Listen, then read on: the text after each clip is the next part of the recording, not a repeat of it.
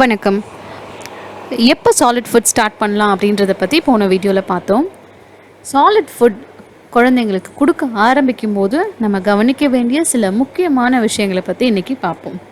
நம்ம ஏற்கனவே பேசின மாதிரி நம்ம பாப்பா சாலிட் ஃபுட் சாப்பிட்றதுக்கு ரெடியாக இருக்காங்களா அப்படின்றத நம்ம ஃபர்ஸ்ட் கன்ஃபார்ம் பண்ணிக்கணும். அது எப்படிங்கிறத நம்ம முன்னாடி டிஸ்கஸ் பண்ணோம். ஸோ அது கன்ஃபார்ம் பண்ணியாச்சு. ரெண்டாவது, ஃபர்ஸ்ட் ஃபுட்ஸ் என்னென்ன சாப்பாடெல்லாம் ஆரம்பத்தில் அவங்களுக்கு இன்ட்ரடியூஸ் பண்ணலாம். நம்ம சாப்பிட்ற எல்லாத்தையும் அவங்களுக்கு எடுத்த உடனே கொடுக்க முடியாதுல்ல. ஸோ குழந்தைக்கு என்னென்ன ஃபுட்லாம் சூட்டபிள், எதெல்லாம் கொடுக்கணும் கொடுக்கக்கூடாது அப்படின்றத ஃபர்ஸ்ட் நம்ம தெரிஞ்சுக்கணும். நான் ஒரு செப்பரேட் வீடியோ போடுறேன். எதெல்லாம் ஃபர்ஸ்ட் ஃபுட்ஸ். ஃபார் எக்ஸாம்பிள், நம்ம ரைஸ் கஞ்சி கொடுக்கலாம், ஆப்பிள் கொடுக்கலாம், பருப்பு தண்ணி இருக்குது இல்லையா, அது கொடுக்கலாம். இந்த மாதிரி எதெல்லாம் ஃபர்ஸ்ட் ஃபுட்ஸ் அப்படின்றத நீங்கள் முதல்ல ஒரு லிஸ்ட் எழுதி வச்சுக்கோங்க. அடுத்தது குவான்டிட்டி, எவ்வளவு கொடுக்கலாம். எடுத்த உடனே நம்ம ஒரு கிண்ணம் ஃபுல்லாக சாப்பாடு குழந்தைக்கு கொடுக்க முடியாது. தொடர்ந்து ஒரு 3 நாளைக்கு ஒரு வேளை சாப்பாடு மட்டும் கொடுங்க. அந்த ஒரு வேளையும் முதல் நாள் 1 டேபிள் ஸ்பூன், அடுத்த நாள் 2 டேபிள் ஸ்பூன், அதுக்கு அடுத்த நாள் 3. இந்த 3 நாளில் அந்த ஃபுட் அவங்களுக்கு சேருதா அப்படின்றதுலாம் நம்ம செக் பண்ணணும். ஃபஸ்ட்டு ஆரம்பிக்கும் போது ஒரு ஃப்ரூட், ஒரு வெஜிடபிள், ஒரு சீரியல், அந்த மாதிரி தனித்தனியாக ஒவ்வொன்றத்தையும் இன்ட்ரடியூஸ் பண்ணுங்கள். குவான்டிட்டி இதெல்லாம் பார்த்தாச்சு. அடுத்தது கடைசியாக டெக்ஸ்சர்.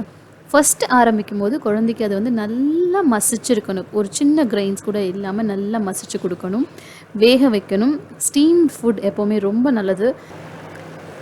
ஆரம்பத்தில் நல்லா மசிச்சு கொடுக்குறோம் இல்லையா, ஒரு வாரம், 2 வாரம், 3 வாரம் அந்த குழந்தை அந்த சாப்பாடை நல்லா முழுங்க தெரிஞ்சிருச்சு, அவங்க ஃபுட்டில் கொஞ்சம் இன்ட்ரெஸ்ட் காட்ட ஆரம்பிக்கிறாங்க அப்படின்னும் போது அந்த டெக்ஸ்சரை கொஞ்சம் கொஞ்சமாக நம்ம இன்க்ரீஸ் பண்ணலாம்.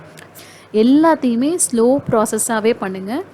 கொஞ்சம் டைம் கொடுத்து குழந்தை அதுக்கு எப்படி ரியாக்ட் பண்ணுது அப்படின்றத செக் பண்ணிவிட்டு நம்ம சாலிட் ஃபுட் இன்ட்ரடியூஸ் பண்ணணும்.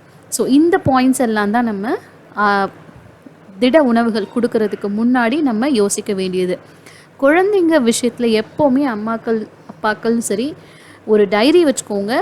டைரியில் என்னென்ன குழந்தைக்கு கொடுக்க போகிறோன்ற பிளான் பண்ணிக்கோங்க. அதில் எதெல்லாம் குழந்தைக்கு பிடிக்குது அப்படின்றதையும் நோட் பண்ணிக்கோங்க.